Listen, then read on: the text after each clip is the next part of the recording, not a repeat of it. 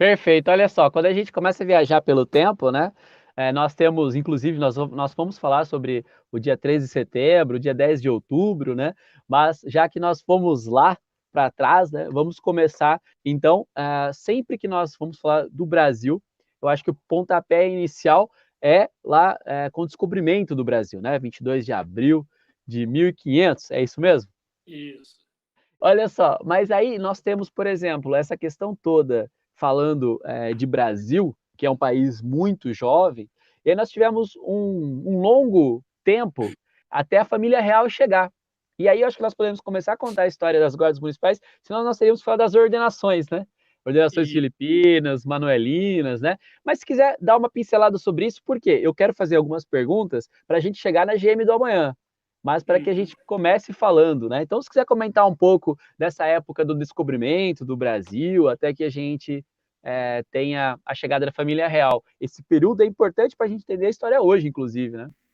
Isso. Bom, nós tivemos 3 ordenações enquanto nós éramos colônia de Portugal.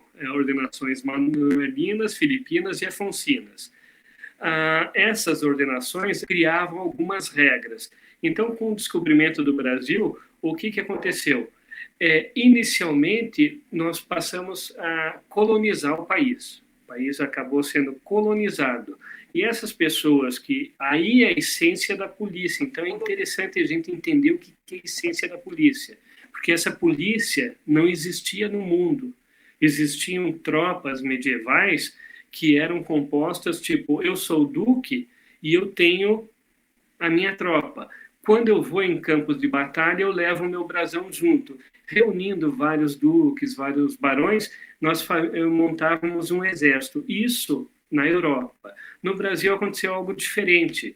Os nossos colonizadores eram agricultores, lavradores, barbeiros, comerciantes, e, na época de manter a paz da sociedade, eles empunhavam armas e, contra mar de percalços, opunham-se a elas, ou seja, faziam a defesa, a soberania nacional e a segurança pública.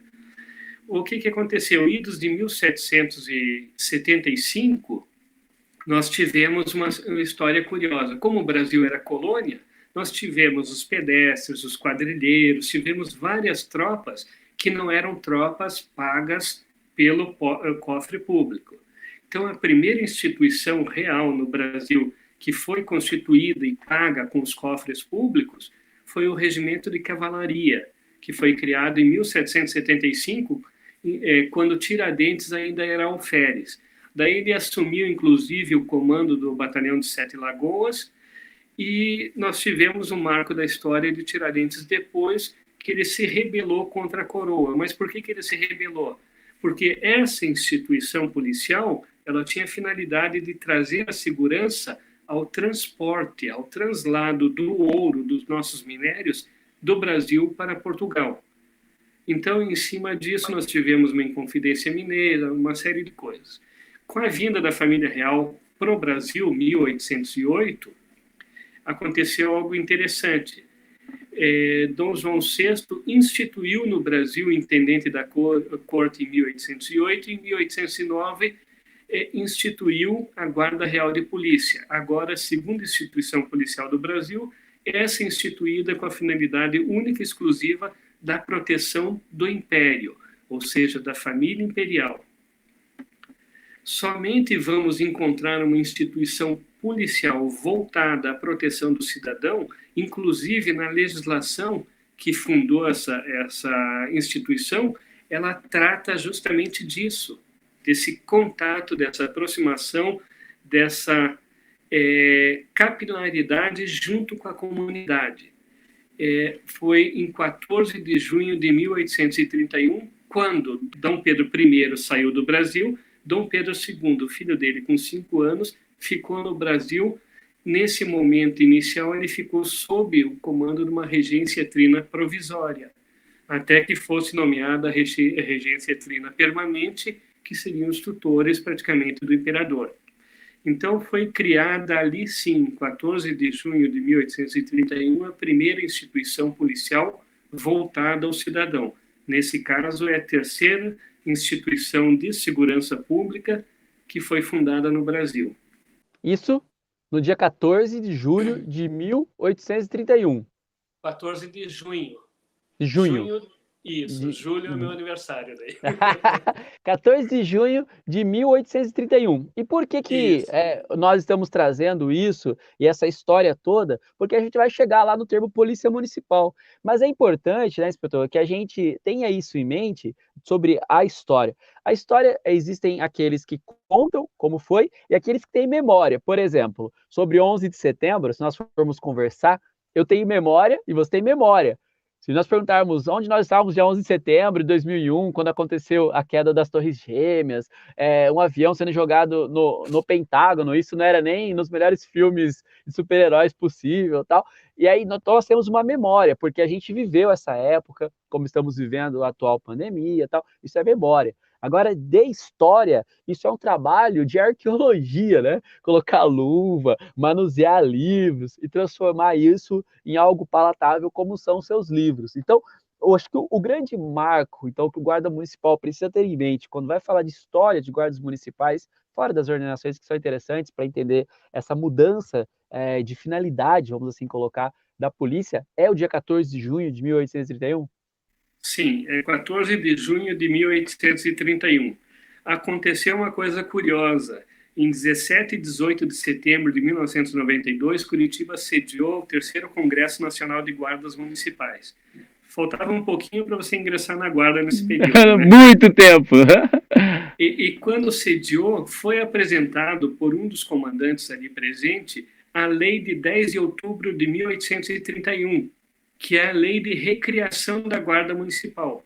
Ela foi criada em 14 de junho, foi extinta em 18 de agosto, entrou em confronto armado em 7 de outubro, mas foi efetivamente recriada em 10 de outubro do mesmo ano. Tudo isso em 1831. Só que essa lei de 10 de outubro foi apresentada no Congresso, e no Congresso saiu, dentro da carta, saiu a recomendação para que essa data fosse considerada um marco histórico das guardas municipais no Brasil. Por isso, nós tivemos, recentemente, a questão de uns 5 anos atrás, a lei que instituiu o Dia Nacional do Guarda Municipal, como sendo 10 de outubro. Foi baseado nessa segunda lei de criação, ou seja, da lei de recriação da guarda. Mas, efetivamente, seria 14 de junho. Agora, 10 de outubro também não faz diferença. O importante é que comemoramos a nossa data. Agora, só tirando uma dúvida, quando nós tivemos aquela questão das Torres Gêmeas, eu estava saindo, eu me lembro, porque eu estava saindo do museu, da biblioteca da Câmara Municipal de Curitiba, tinha acabado de manusear uma das obras mais raras que tem na Câmara Municipal, o livro de alistamento dos guardas municipais de 1845. Então, Nossa. lá eu tinha usado luva naquele dia e tinha visto aquelas folhas escritas com um bico de pena mais de 100 anos atrás, e estava lendo e vendo a assinatura e tudo mais. Então, era um dia radiante para mim, porque eu cheguei perto de uma obra rara e de difícil acesso.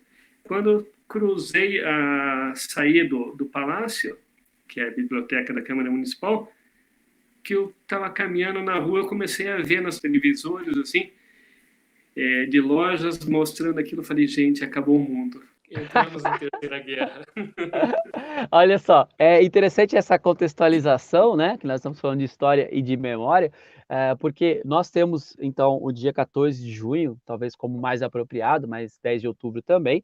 Vamos falar das guardas civis daqui a pouco, sobre o 1945 também. Vou citar o Museu da Acadepol de São Paulo, Academia de Polícia, que forma delegados, tal, que tem lá uma farda também no museu do crime que tem, eu vou falar sobre isso. Mas nós tivemos o primeiro guarda municipal falecido também no século XIX, né? Sim, foi justamente em 7 de outubro de 1831, quando os guardas reais de polícia confinados se rebelaram na Ilha das Cobras. Lá, a guarda municipal, que, aspas, estava extinta, a Guarda Municipal foi chamada e, chegando no combate, acabamos tendo a perda de um dos colegas nossos que morreu em serviço. Morreu em serviço e o regente Feijó, em seguida, colocou no Senado, nos anais do Senado, para constar para a posteridade a morte do primeiro guarda municipal morto em combate em razão da coisa pública. Então é interessante assim esse aspecto. Nesse momento, nos anos de 1831 a 1839, você vai encontrar muita história da Guarda Municipal, muitos relatos no Senado. Nos anais do Senado, você vai encontrar no arquivo muita passagem e uma coisa curiosa, que poucas pessoas sabem. Nós tivemos, nesse período, com a recriação da Guarda Municipal, a nomeação do subcomandante, que foi criado o posto de major e ele se tornou subcomandante do nosso quartel, ou seja, da Guarda Municipal. Quem que foi esse subcomandante? Você arrisca? Não me arrisco. Tá bom. Depois de subcomandante, ele ascendeu ao cargo de tenente-coronel e assumiu o posto de comandante da Guarda Municipal, onde comandou durante 8 anos a Guarda Municipal, e exatamente em 1839 ele foi nomeado presidente da província do Maranhão, já com o posto de coronel. Luiz Alves de Lima e Silva, que posteriormente será considerado Duque de Caxias, foi o nosso comandante durante 8 anos e foi quase que o primeiro. Ele foi subcomandante e depois assumiu o comando. E é interessante quando a gente fala Tiradentes, quando a gente fala Duque de Caxias, você vê que Tiradentes é o patrono da Polícia Militar. Duque de Caxias é o patrono do Exército. Na verdade, Tiradentes é o patrono da Polícia Militar porque foi a primeira instituição de segurança pública do Brasil, mas daquela maneira que mostrei. E o Duque de Caxias passa a ser patrono do Exército por uma questão de necessidade de vultos nacionais. Apenas após a Segunda Guerra Mundial é que começam a valorizar os vultos nacionais. Antes disso não se valorizava tanto Duque de Caxias quanto Tiradentes. Duque de Caxias pertenceu à Guarda Nacional, foi, durante a vida inteira dele, da Guarda Nacional, era o amicíssimo do imperador Dom Pedro II e veio a falecer. Quando ele faleceu, em 1880, surgiu a questão militar no Brasil. Porque uma coisa que as pessoas não conhecem é o seguinte: a Guarda Nacional era o corpo de exército de primeira linha, a Guarda Municipal era o corpo de exército de segunda linha. E o terceiro corpo de exército, você sabe qual que era? Era composto por escravos e pessoas de baixa renda, que não tinham condições para ingressar nas outras tropas. Como eles queriam ajudar o Brasil e tinham a possibilidade de receberem alforria, muitos deles, então, ir lutar corpo a corpo nas batalhas era importante. E a questão militar surgiu no Brasil justamente por causa disso, porque os soldados que voltavam dessas guerras, as batalhas do Paraguai, etc. e tal, quando eles voltaram, houve uma determinação para caçar esses escravos que estavam fugindo.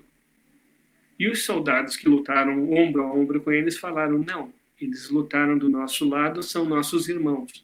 Sangram que nem a gente, não vamos caçar.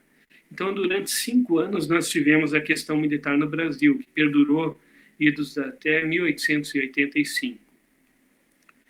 A partir daí, nós vamos a ter, então, 3 tipos de instituições: Guarda Nacional, as guardas municipais e polícias municipais em cidades que não eram capitais e províncias, e passamos a ter também o Corpo de Exército. Esse Corpo de Exército vai tomar força em 1910, onde ele vai tentar assumir o poder, não vai conseguir. As guardas municipais em todo o Brasil, junto com as guardas nacionais, vão conter essa situação. Em 1920, a Guarda Nacional é extinta. A partir daí, esse corpo de exército começa a tomar vulto.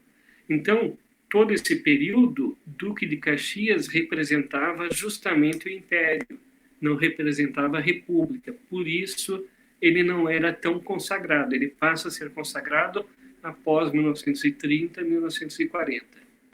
Olha só,